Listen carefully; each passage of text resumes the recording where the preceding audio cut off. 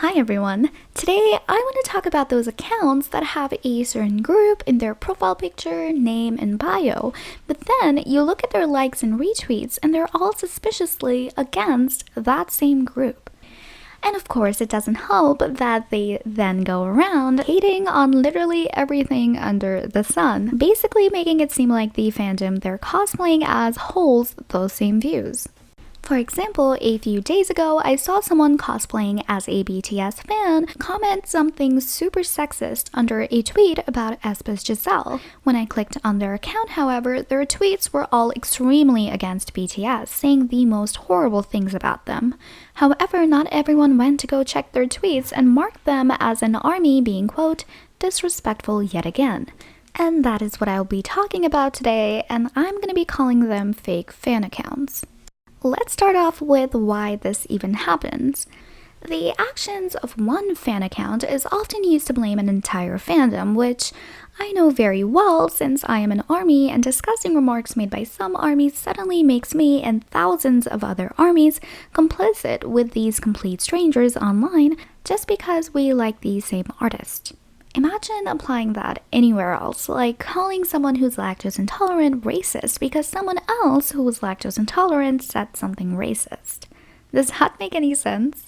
Even though the person behind this fake account is someone I've never met, someone from a whole different life with a vastly different personality, but just because we both have a little 7, I'm forcefully bound to this disgusting cult. Not only that, it implies that a person's entire identity relies on the other people who like the same music as them. And that is how the idea for these fake fan accounts arrive. They basically go around spewing the most vile and disgustingly hateful remarks in hopes to get people triggered. These people will then look at who is posting all of this, see a BTS member, for example, in the profile picture. And now, suddenly, every time they see any other account with a BTS profile picture, they'll unconsciously connect their behavior to the fake fan account. People see one rotten fruit and disregard the entire tree as poisonous. Unconsciously, we've probably all been doing this. It's quite sad, really, that actions you've never done, remarks and opinions you've never contributed to are somehow being used against you. And now, anytime you try to have an opinion or a criticism, your reputation precedes you, and all of your words will now be targeted as harassment and hate just because of the fandom you're a part of. Despite your past actions, your fandom, people who are technically still strangers have painted you out to be someone you never were. Which made me think of another reason why some idols get so hated on. A few days ago, I was listening to my playlist and an Itzy song came up, and I usually really enjoy the group and their music, but I found myself getting really annoyed. But then I caught myself and I was like, what is going on? I really like Itzy. Why am I now having these negative feelings towards them? Flashback to the day before when someone with a Yoona profile picture said something extremely rude to me in my DMs.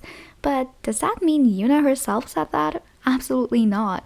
But the anonymity paired with these people almost assuming these idols' faces when they use them as profile pictures means my brain unconsciously connected Itzy to this rude person. And obviously, I understand that that's not fair at all, and obviously I would never feel this way by choice, but when it's all unconsciously settling into your brain as you see an account with a Suga profile picture fat-shaming someone, your brain tends to attach the picture of Suga and the label of fat-shamer in your mind.